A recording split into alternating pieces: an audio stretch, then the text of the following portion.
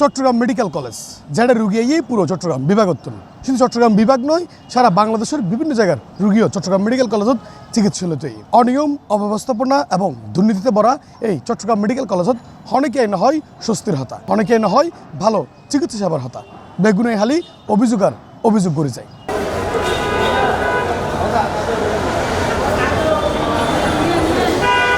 মানুষজন অসুস্থ হলে হাসপাতালত যাব চিকিৎসা লেব সুস্থ হব কিন্তু চট্টগ্রাম মেডিকেলত অনেকে রুগী লই আইলি বরং যারা আইসি বেগুনতে অসুস্থ পড়ে এটার নাই হন পর্যাপ্ত বিশুদ্ধ পানির ব্যবস্থা আর বাথরুমের অবস্থা হইবার মতো নয় নাই বাথরুম গরিবের মতো পরিবেশ আর ব্যবহার গরিবের মতো পানিও।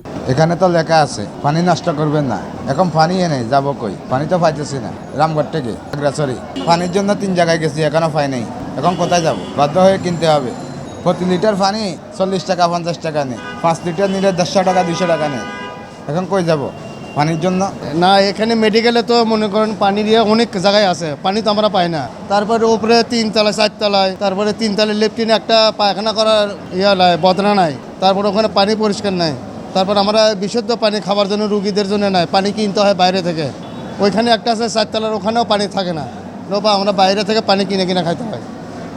এটাই একটু মেডিকেলের সমস্যা। আর আমরা হলে গরিব মানুষ, এখানে অনেক গরিব মানুষ আসছে, এখানে বহুত জায়গা থেকে বহুত ডিস্ট্রিক্ট থেকে মানুষ আসছে, সবাই পানি কিনে খেতে পারে না, গরিব মানুষ টাকা পয়সা নাই, তো কি বলতে হবে? এই জন্য আর কি বলছি এগুলো যদি ঠিক করতো এই মেডিকেল কর্তৃপক্ষ তাহলে সবার জন্য সুবিধা হতো আর কি। চট্টগ্রাম মেডিকেল কলেজ হাসপাতালের বিভিন্ন জায়গাতে পানির বুথ এখনো পর্যন্ত বউ আছে, তবে হকগত পানি তাইলেও অধিকাংশতেই পানি নেই। চট্টগ্রাম মেডিকেলত বিশুদ্ধ পানির বড়ই অভাব ইয়ানারা হর হামেশাই উনি এবং দিহি এবং আজি আইরও একাধিক মানুষের মুখত চট্টগ্রাম মেডিকেলত বিশুদ্ধ পানি নাই হতে উন্নি এবং হক জায়গাত গিয়ে যেটা পানির বুথ বসানো আছে এটাও কিন্তু আসলে পানি না পাই।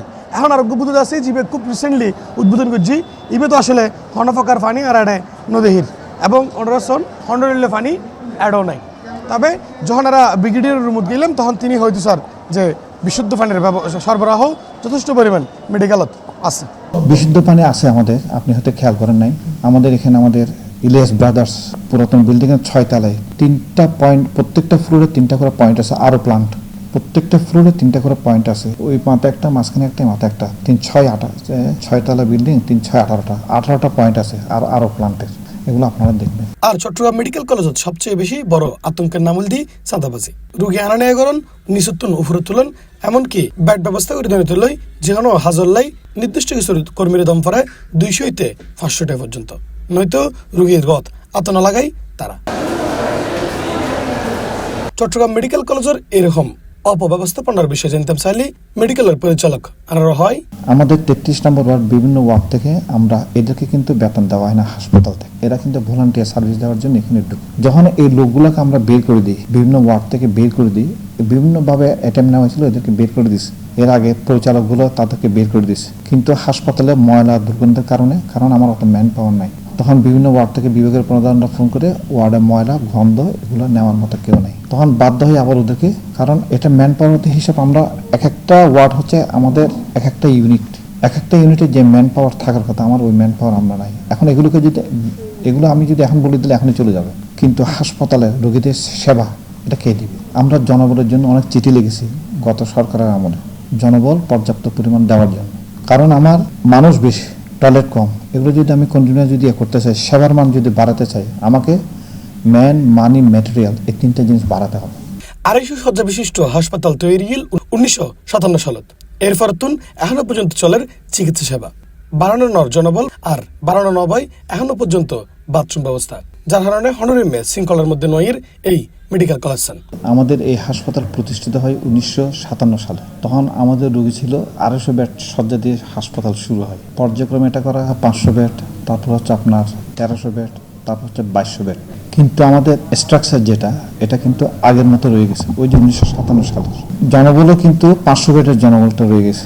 তখন রোগী থাকতো আমার 250 500 1957 সালে, তারপরে এখন রোগী হয়েছে আপনার 2200 বেডের হাসপাতালের জায়গায় রুগী থাকে কত 3 থেকে 3500, অনেক সময় 4000 ক্রস করে যায়। এটা হচ্ছে ইনডোর, যেহেতু আমাদের টয়লেটগুলো হচ্ছে ইনডোরের ভিতরে, একটা রোগীর সাথে আপনার অ্যাটেন্ডেন্স কয়জন? 3 জন। যখন ওরা গ্রাম থেকে আসে সব পুরো ফ্যামিলি চলে আসে, এরা কোন টয়লেটগুলো ইউজ করতেছে? ওই আমার যেটা 250 বেডের হাসপাতাল 500 বেডের হাসপাতাল যেটা, ওই টয়লেটগুলো ইউজ হচ্ছে। আমার রোগী বাড়ছে, ম্যান পাওয়ার বাড়ছে, কিন্তু ম্যান পাওয়ার রয়ে গেছে ঠিক আগের মতো, টয়লেটগুলো রয়ে গেছে কোনটা আমার কিন্তু প্রপোর্শন যদি আমরা হিসাব করি প্রপোর্শন অনুযায়ী কিন্তু বাড়ে না। এখন এটা করতে হলে কি করতে হবে, আমাকে আমার জনবল বাড়াতে হবে।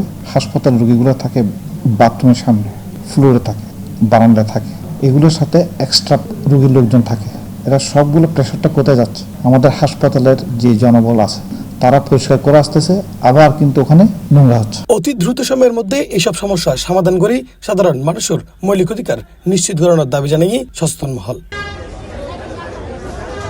ইফতেখার নূর, C+, চট্টগ্রাম।